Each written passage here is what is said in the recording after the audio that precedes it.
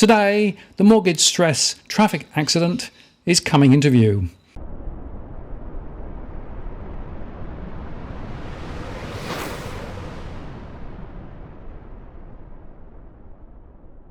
Hello again, it's Martin North from Digital Finance Analytics, where I've noticed posts covering finance and property news with a distinctively Australian flavour. Well, funnily enough, now we are finding that more analysts are talking about mortgage stress. This is something, of course, that I've been on about for quite some time, as the momentum to buy property increased at the same time that interest rates started to rise and incomes didn't. Now, more people are highlighting the pressures, and in fact the latest is from AMP, who wrote, "The significant increase in interest rates in Australia since May 2022 is leading to questions about the risk of household mortgage stress." So they go through this issue in their latest Econosites. They say Australian household debt as a share of income is sitting around a record high at 189% of income, which is significantly above most of our global peers. And the majority of this debt is in housing. This makes Australian households vulnerable to changes in home prices and interest rates, with the risk of mortgage stress increasing as home prices fall and interest rates are increased. Traditionally, they say, mortgage stress was a loose term applied to housing-related spending, either through mortgage or rent, that exceeded 30% of income. However, this is a very blunt definition, and in some capital cities of Australia, some households already spend more than that share of income on housing. Repayments. There are broader ways to measure mortgage stress, they say, such as negative equity is where the value of the dwelling is worth less than the purchase price, and some recent buyers are falling into negative equity as home prices fall. Australian national dwelling prices have declined by 9% since their peak in April 2022, taking prices back to July 2021 levels.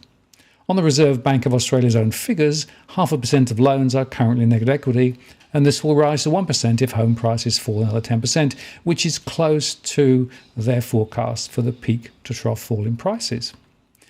A housing price crash, which would see prices fall another 20%, would see negative equity loans rising to 4% of total loans, which is still low, but this underestimates the risks for new loans. Another 20% fall in prices would see 10% of new loans go into negative equity. The implications of households falling into negative equity are, firstly, a negative wealth effect, which is either realised through selling or unrealised when you see the value of your asset declining, a rise in mortgage prisoners, which are those borrowers trapped with their current lender at an uncompetitive rate because refinancing is not possible as the value of the dwelling has declined, and increasing risk for the banks as a decline in the value of assets on its balance sheet means the need to hold more capital. The level of Australian mortgage delinquencies, those which are overdue on their mortgage by at least 30 days, is low, ticking up only marginally from its bottom of 0.8% in October 2022 to 1% in December. Further increases are likely from here as home prices decline and as higher interest rates increase the risk of repayment challenges. The pandemic broadened the availability of financial institution support plans like payment deferrals, which may keep delinquencies lower than otherwise. The risk of delinquency rises with higher risk lending, and over the past 2 years, risky lending did increase slightly with a rise in high debt to income loans, those above 6 times, although interest-only loans were still well down from 2015 highs, and high loan-to-value lending has also been constrained. A significant increase in mortgage repayments due to higher interest rates is the biggest risk to household spending in 2023. Households' interest costs as a share of income reached a bottom of 4.4% in March 2022, thanks to the decline in interest rates over the pandemic, and have now increased to around 7%. But this measure also includes households that do not have a mortgage, so it dilutes the impact for indebted households. But the lags involved with monetary policy means that this measure is underestimating the increase in mortgage servicing costs to households that will hit households in coming months. Variable mortgage holders, 70% of the loans outstanding, see repayment changing around 3 months after the RBA adjusts the cash rate, and fixed mortgage holders, about 30% of outstanding loans, are only impacted when the loan term expires, with most fixed loans set for 2 to 3 years in Australia. The majority of this impact will happen this year, as around 880,000 fixed loans are going to expire in the next 12 months and will reset to mortgage interest rates that are much higher.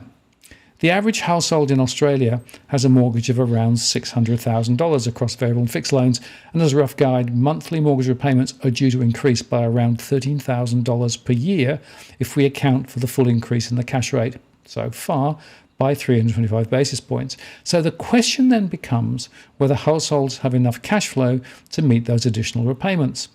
RBA analysis on variable rate households show that close to 40% of mortgage holders would see a decrease in cash flow of 40% or more if interest rates were to increase by 350 basis points, and 15% would have negative cash flows after those rate rises. So, for the average household, it would appear that to meet those additional repayments, households will have to cut down on spending, most likely discretionary, tap into savings, or find additional income if this is available through increasing work hours or getting another job.